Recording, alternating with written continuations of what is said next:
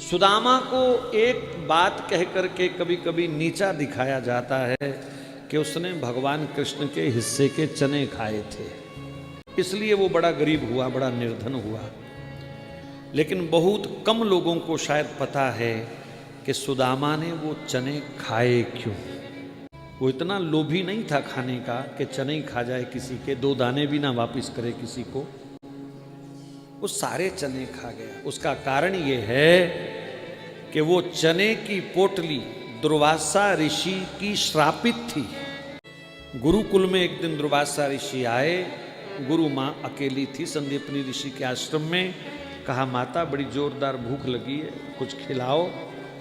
तो माता ने हाथ जोड़ करके कहा दुर्वासा ऋषि से, भगवान आज आश्रम में कुछ नहीं है, मैं क्या खिलाऊं आपको।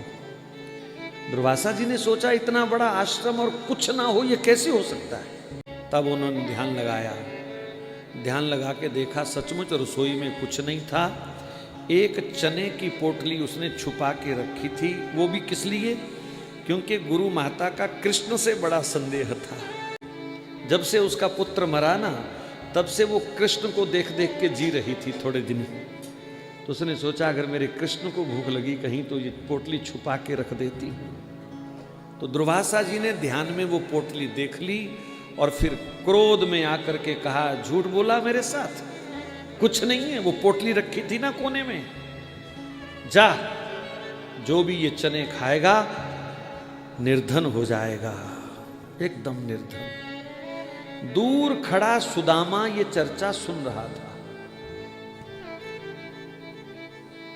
और एक दिन ऐसा संयोग बना कि कृष्ण लकड़ी लेने के लिए गए हैं, तो माता ने जाते जाते वही वाली पोटली जल्दबाजी में सुदामा को पकड़ा दी।